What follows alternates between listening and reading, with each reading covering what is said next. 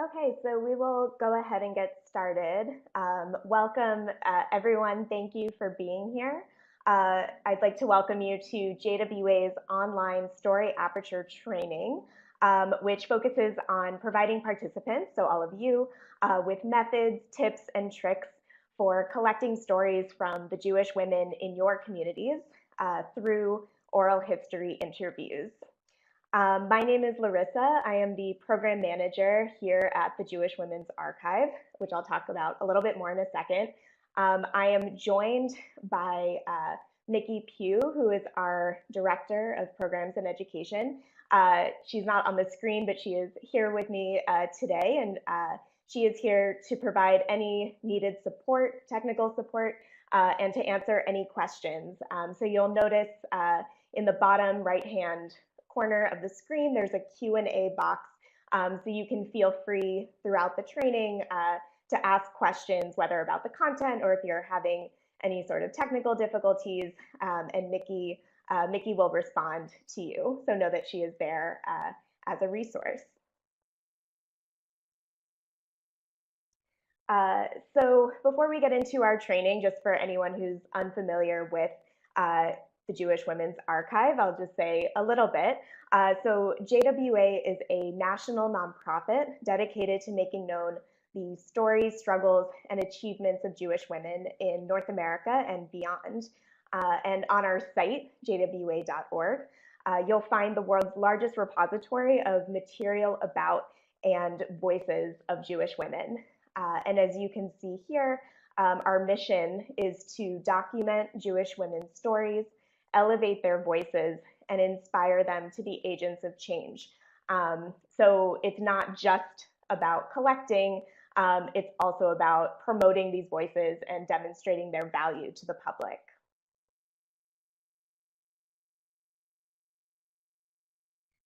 So again, before we kind of get into the meat of our training today, there are a few key questions we need to answer.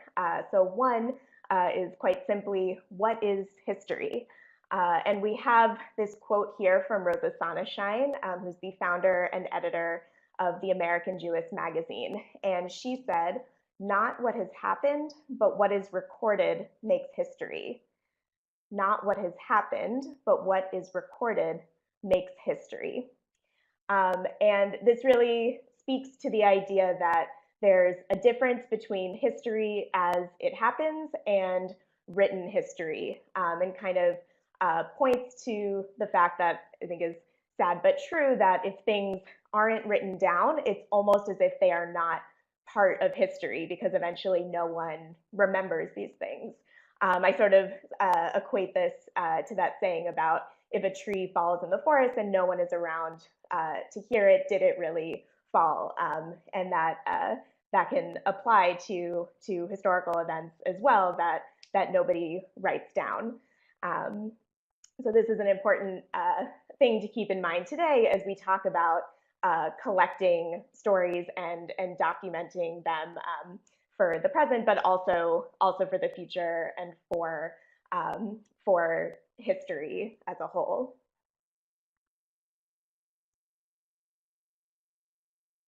So the next question we need to answer is, what is oral history? The focus of our session today. So this is our definition, which I'll just read to you. Oral history is a personal, first-person perspective of history that speaks to the lived experiences of any given era and allows the voices of everyday individuals to be included in the historical narratives. Oral histories are stories of individual people, but they inform and complicate our understanding of historical events and time periods. They are meant to be shared to become part of the larger narrative. So besides being a definition, I would say that this is also a statement about how oral history contributes to history as a whole, and also how it should function within the larger context of written history as a whole. And I encourage you, as we go through this training today, to keep this definition in mind. So finally, we have to answer this question of why oral history? Why is it important? And why is it something that JWA feels so strongly about? So one is that it really speaks to our mission to democratize history, or as it says here, oral history builds and diversifies the historical record, which is a goal for us to make this a more democratic process, to include as many voices as possible, and also to provide diversity, not just in terms of what's included in historical narratives, but also who gets to contribute, who gets to shape those narratives. In addition, studies show that sharing family stories builds resilience. And finally, stories help people construct identity.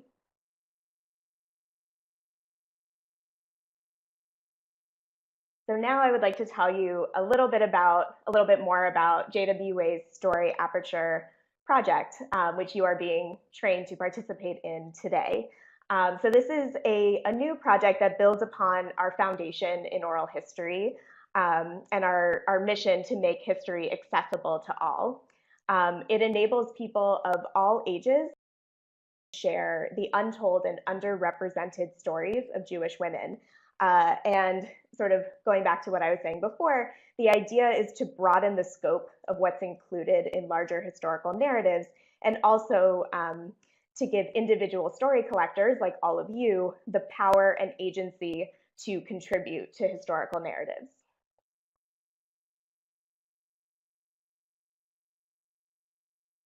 So now, after that somewhat long introduction, we're gonna jump right into our training.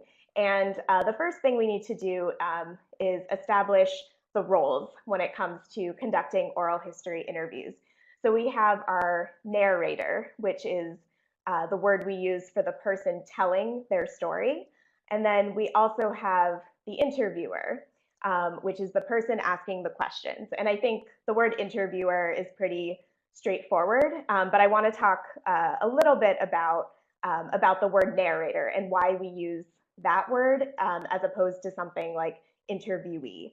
And the reason why we use the word narrator is because it gives the power to the person sharing their story, and it's an important reminder that the story belongs to them, and that as the interviewer, you are there to facilitate and help someone tell their story, but at the end of the day, it is still their story, and you want that you want them to be the one driving the interview and setting the course to make sure that you get the most true and authentic representation of that person's story.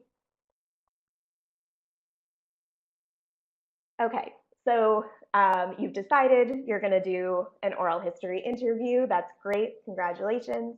There are a few things you need to do before you actually sit down to interview someone. So first, obviously, you need to choose a narrator. You need to choose your subject. Who are you going to interview? You're going to want to ask your narrator to fill out a pre-interview questionnaire. And this is a form that we actually provide in our participant packet for the Story Aperture project, which you'll see after. But this is a really good way to get some basic information from your narrator. So when you go into your interview, you already know a little bit about the person, and it can also help you form. So next, probably using some of the information that you get from the pre-interview questionnaire, you're going to want to do some research about the person as an individual, but also about sort of background information. For instance, if they lived through certain historical events, you might want to read up a little bit on those events to help you craft questions, or doing research on where they're from, or what, like if they went to a synagogue, like what synagogue they went to, things like that that aren't directly about them, but that inform their story. So again, you can come at this from a place of knowledge and having some background information. You want to decide how to record your interview. This is really important to do ahead of time, whether it's going to be on your phone or on your computer. You're going to want to test your technology ahead of time to make sure that you don't run into any problems the day of. And we do provide some tips about this as well in our packet. You're going to want to set up a time. It's pretty self-explanatory. Decide on a time when you're going to do your interview.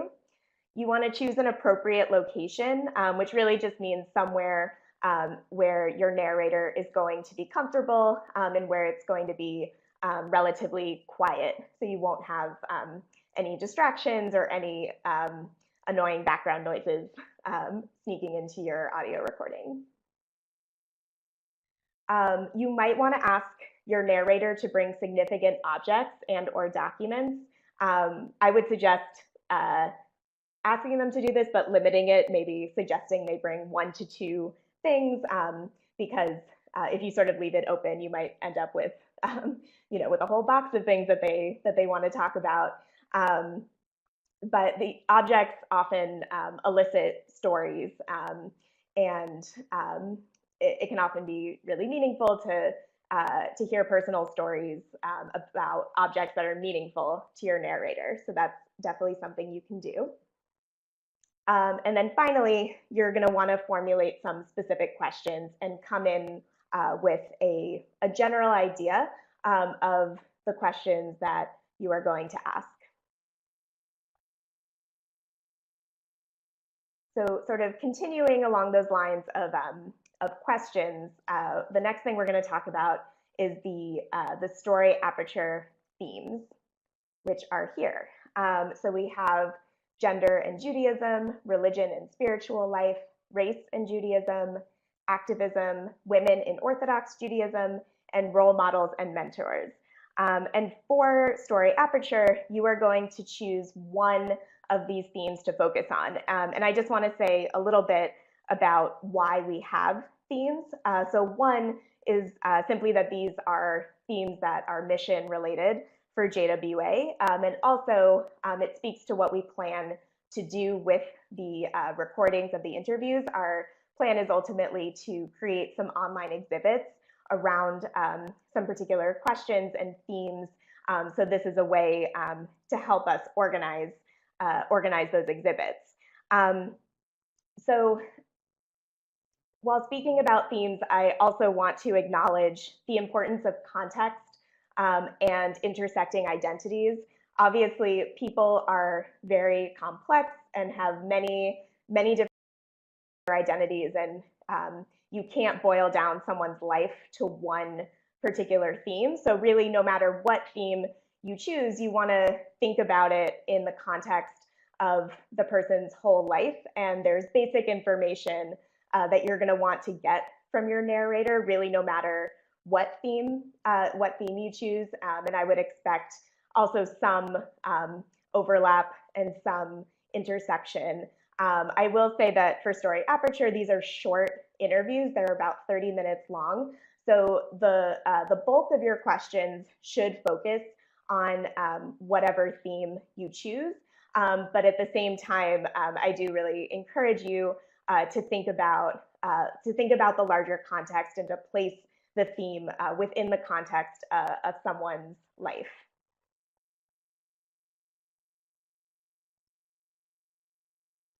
Okay, so now we're going to practice. We're going to practice formulating some questions. So I've pulled out the theme of religion and spiritual life. And what's going to happen is I'm going to give you about 90 seconds, and you're going to write down as many questions as you can during that time that you might ask someone about this topic. So I hope everyone has pen and paper ready, and then so I'm going to be quiet for about 90 seconds now to let you jot down some questions.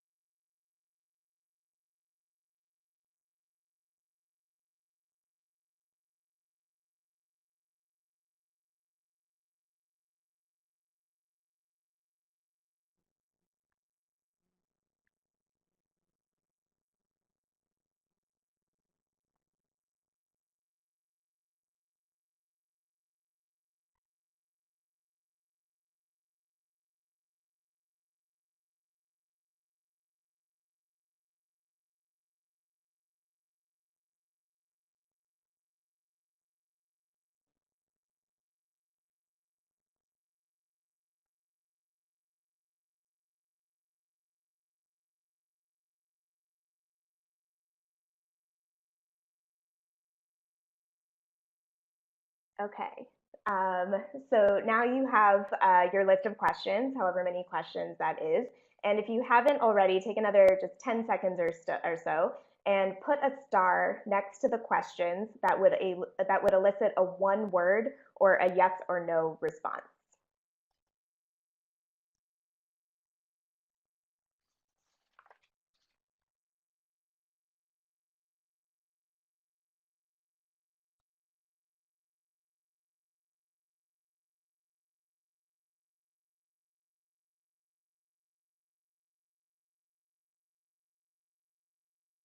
Okay. So the questions that you put a star next to are what we would refer to as closed-ended or closed questions. These are questions that are used for gathering facts, for basic information, for sort of those, those facts that sort of like make connections within the larger story of some. And they're usually questions that have very clear, short answers, like a yes or a no, or a one word question or one word answer, and sort of get it kind of like the who, what, when, where of someone's story. And then on the other side, we have open-ended questions or open questions. And these are questions that usually elicit longer responses, things like stories, feelings, and memories. Um, and both are essential. So it's important to use both closed-ended and open-ended questions, because if you stick to closed-ended questions, you're going to end up with a list of facts that has very little personality or nuance. But on the other hand, if you ask only open-ended questions, you're going to end up missing out on a lot of key information that will help make those stories accessible and help them make sense to the larger public. So in order to have a successful interview, you really need to use both. And I would also say that layering in closed-ended questions is important, because if you mostly stick to open-ended questions, that can also just be kind of exhausting for your narrator if every single question requires a long, drawn-out response. And also closed-ended questions are sort of a great way to get things started when you first sit down with someone, instead of sort of like jumping right in with kind of a more difficult question that would require more thought. To start out with some easy closed questions that the narrator can answer right away and without too much trouble. So what we recommend is pairing closed questions with open-ended questions. And we call this the 1-2 punch method. So starting with a closed question and then following up with an open question. So for example, you might ask someone, did you go to synagogue on Friday nights with your family? And then that's a closed question. And if they say yes as their answer, then you might follow up with, you know, what was that like for you? Or what did you enjoy about that experience? And what did you not enjoy about that experience, as your open questions?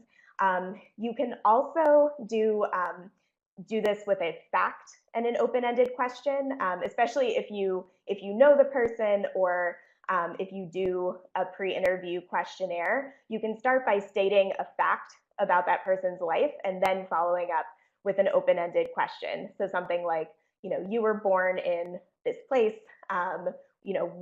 What was it like to grow up there? So if you already know something, you don't need to ask them, but it is a good idea to state it for the record, for people who will be listening who don't know that information. You also want to make sure to draft extra questions. You sort of want to come in with your roadmap. But at the same time, you want to follow the narrator's lead, and your own interest and curiosity.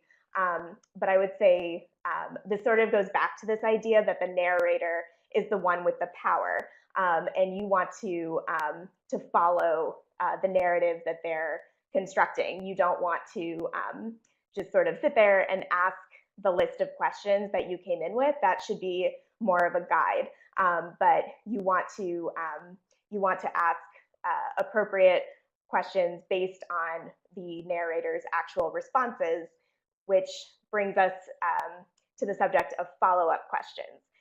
So again, you want to take the narrator's lead, and if they say something that's really interesting that you weren't expecting, because right, you can never totally expect what someone's going to say, you don't want to just go and ask the next question on your list. You want to follow up on what they just said. So these are some basic follow-up questions that are good things to just sort of like have in your back pocket. Things like, is there more you'd like to say about that? Why do you think you made that decision? Why do you think you felt that way? What motivated you in that situation? And what happened next? And these would be tailored a little bit more depending on what the person actually says, but it's useful to come in with some of these basic follow-up questions in mind, so that you can quickly follow up on the fly. And that's something we're going to practice right now. So I'm going to give you, again, just about a minute. We're going to do a couple of practice questions. So this is the first one. So this is an example of a question you might ask in an interview. As a child, what was your favorite holiday to celebrate with your family? And let's say the answer that they give is Passover. So just take a minute and just jot down some follow-up questions that you might ask.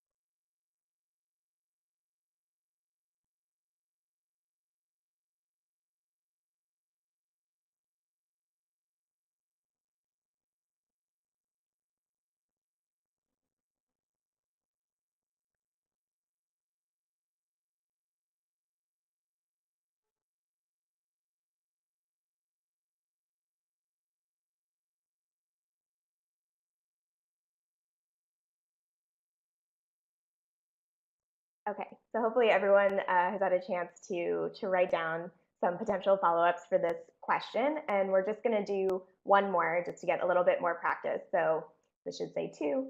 So the question is, did your family celebrate Shabbat? And the answer is yes. So take another minute to jot down some potential follow-ups.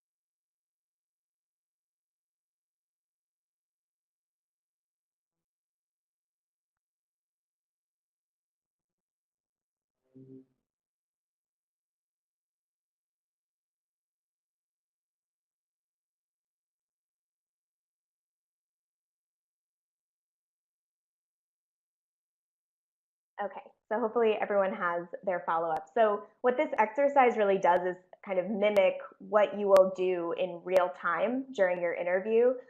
It kind of gives you a sense of what it feels like to kind of come up with these questions on the fly, and hopefully demonstrates that that coming up with follow-up questions in real time isn't something that's so difficult or scary. And I hope this will also help ensure that everyone feels comfortable doing this so you don't feel like you have to just stick to the questions that you prepared ahead of time. Okay, so now we're going to talk about some basic do's and don'ts for your actual interview. So you've done all your pre-work, and now you are sitting down for your interview, and these are some things to keep in mind. So one, you want to listen attentively. So things like eye contact and smiling and looking up, and just signaling that you're there with the person, and that you're listening to what they have to say. This is also why recordings are useful, because then you don't have to be sitting there taking notes the whole time, which can be distracting to you, but also to your narrator. Make eye contact and smile, which is part of listening attentively. As humans, we tend to mimic each other. So if you are making eye contact and smiling and are generally relaxed and comfortable looking, then it's more likely that your narrator will be relaxed and comfortable and smiling as well, which is always nice. You want to be mindful of noise. So part of this comes before picking a location where it's not going to be noisy. But if you get into a space and it turns out that it is noisy, I would recommend either switching locations if you can, but also if there's like an intermittent noise, I would just suggest, so like if you ask a question and while your narrator is answering, like a plane flies overhead or something like that, you should always feel comfortable just stopping and waiting until the noise passes, and then asking the question again, because you want to make sure that you get everything. So it's completely appropriate in situations like that where there's a loud noise that might mess up your audio recording, that you know that it's okay to just stop and then ask the question again to make sure that you get the response. Ask your narrator to repeat or clarify if needed. So this could be if there's a language barrier, or if the person has a thick accent and you have trouble understanding something that they say, or if they refer to something or someone and you don't know what they're talking about. Please stop and ask them to clarify or to repeat, because you don't want to end up 20 minutes later having just no idea what they're talking about. And also for others who will be listening later, we want to make sure that everything is clear. So just know that is perfectly appropriate. Don't feel like you have to just like sit and deal with it. You can ask your narrator to repeat or clarify. Ensure that your narrator is comfortable. This sort of speaks to a few different things. A comfortable chair, providing water, making sure it's not too hot or too cold, things like that. But also just making sure that they're comfortable with you. This is less of an issue, most likely, if you're interviewing a friend or someone in your family. But if it's someone who you don't know as well, I would recommend, taking a little bit of time to get to know each other before the interview. You don't want to just come in and sit down and ask your first question. But take a little bit of time to chat, to maybe say a little bit about the project, and explain why you're interested in their story, things like that, before you actually get started. Test your audio equipment before beginning. Do some test questions and play them back just to make sure that you capture everything. I like to tell a story of when I did an oral history interview in high school with a Holocaust survivor, and I got home after the interview and realized that these were back in the sort of the days of tapes and tape recorders, and I realized that it was on the wrong side. The tape was on the wrong side, so it wasn't recording the whole time. And if I had tested it, then that wouldn't have happened. So that is my cautionary tale to you. Make sure to test your audio equipment before you start. Also, speak clearly and slowly. this also relates to ensuring that your narrator is comfortable. You want to make sure that they understand, just like you want to make sure you understand what they're saying, you want to make sure that they understand what you're saying and that you don't seem like frantic. So just be relaxed, clear, and slow. Okay, so now on the other side, we're going to talk about what not to do during your interview. So you don't want to ask too many questions at once. Sometimes it takes people a little bit of time, especially with some of those more open questions, to sort of formulate a response in their head before they actually start talking. So you want to make sure you ask, one question, give the narrator time to answer before jumping in with your next question. This is also part of making sure your narrator is comfortable. You don't want to accidentally cut someone off, by asking your next question. So, I do recommend sort of in between questions, making sure you just sort of pause for a beat to make sure that they're actually done before going on to your next question. And I would say too that you should, give your narrator time to respond, especially with some of those more open-ended questions that might require a little bit more pre-thought. I know silence is scary to a lot of people, and this is something that takes a little bit of practice, but I urge you to not be fearful of silence, and just to know that it's okay to let your narrator take a little bit of time to formulate responses. I already sort of mentioned this. You don't want to interrupt your narrator. So, this is sort of obvious, but this also goes back to what I was saying about making sure that your narrator is actually done answering a question before you go on to the next one. You don't want to interject with things like uh-huh or mm-hmm, or any sort of verbal affirmations. You want to use nonverbal communication, so things like smiling and eye contact and head nodding, to show your narrator that you're listening. And this is for a couple different reasons. One is that this, if you're saying things like uh-huh, mm-hmm, that can kind of screw up your audio recording, because that will come through, and it makes it more difficult to edit, and it's also, you just don't want those extraneous sounds. You just don't want those extraneous sounds on your audio recording, and it can also just be distracting to your narrator if you're participating in that way. And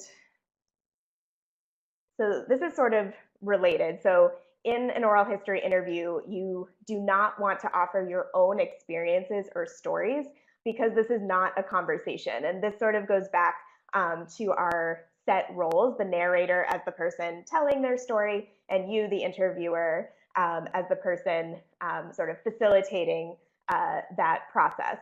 So you don't want to jump in with your own experiences.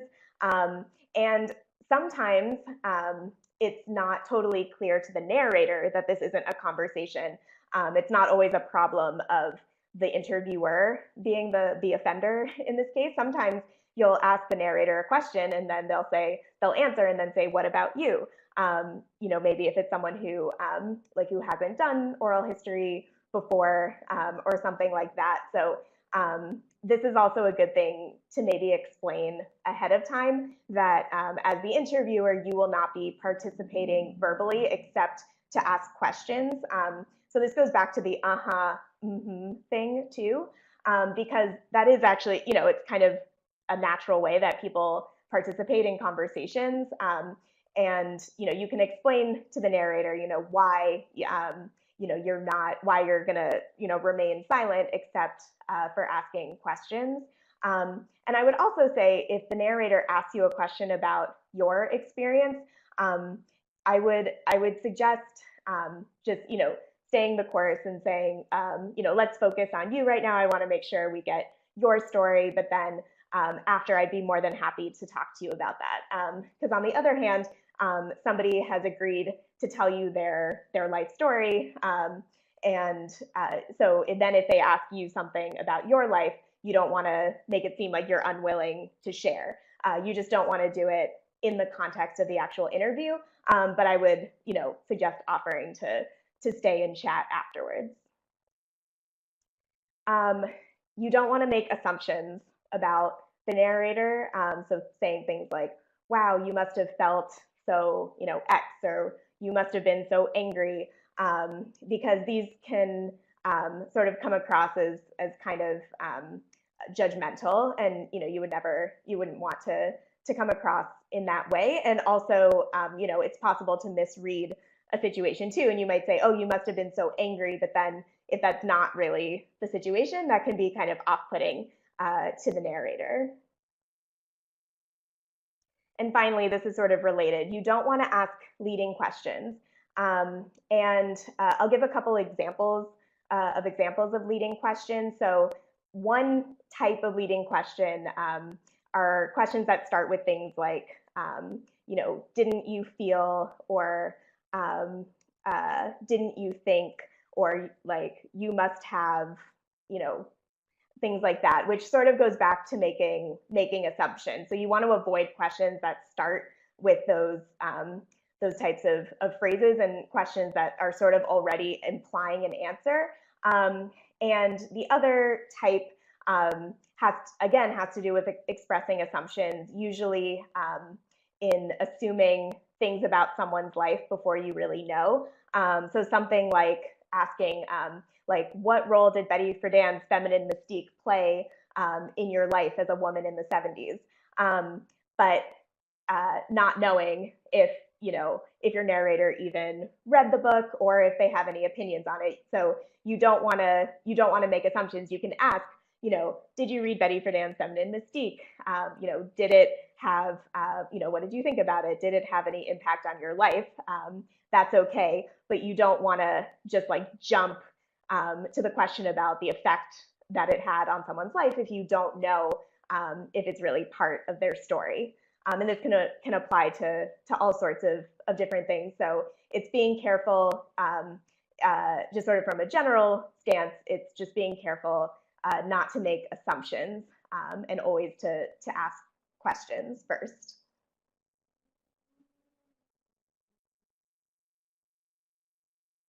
Okay, so that sort of brings us to the end of the content of our actual training. But I want to now talk about next steps in terms of the Story Aperture project and what participation in this project entails. So one is right after this training, we will be sending you a survey, which is a pre-Story Aperture survey. So it's after you've done the training, but before you actually embark on the project. And it'll be through SurveyMonkey, and complete it and send it back to us. Next is our participant packet, which we will also send along with the survey. And this has a lot of information that we went over today, and also pretty much like all the information and tools you need to participate in this project, including things like, where do I send my recording, and how do I record, and how do I come up with questions for a specific theme, things like that, are all included in the participant packet. So once you have reviewed that information and you've decided you're going to participate, you want to choose your narrator and also choose your theme. Then, of course, you will conduct your interview. And we ask that you submit all materials to JWA by August 30th. And of course, we'll be in touch throughout, intermittently throughout the process. But the deadline to submit your materials is August 30th, so right at the end of the summer. So I also just want to go over very clearly what you need to submit as part of your participation in this project.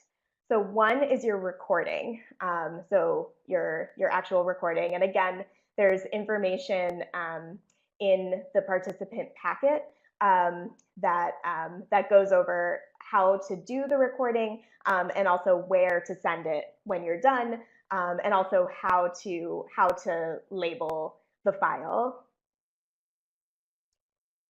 You're also going to fill out the Story Aperture post-interview form. This link is live. If you want to go ahead and click on it, you can see what this looks like. So after your interview, we just ask you to submit some basic information about yourself, about the person you interviewed. This also includes a place to upload a release form, which is something I haven't talked about before, which I'll talk about a little bit now. So included in the participant packet is a release form that needs to be signed by your narrator. And basically, it just gives JWA the rights to use the interview as part of this project. And it also does include a place for any restrictions. If there's anything that your narrator doesn't want to be included, they can indicate that. We recommend telling your narrator ahead of time that they will be asked to sign a release form, but we ask that you have them sign it after the interview is over, because then they know what they've said, because you can't really ask someone to sign off on something when they haven't done it yet. So again, I would introduce the concept earlier, but then actually have them sign the release form after you finish the interview, and that way too, if there are any restrictions, they'll have a better idea of what those are and how to identify them. And then finally, the pre and post survey. So I already talked about the pre-survey. That's the one we're going to be sending out right after this training. And then once you're done with the project as a whole, we're going to ask you to fill out a post survey about your experience. Okay, so that was a lot of information in a short amount of time, and we actually do have a little bit of time left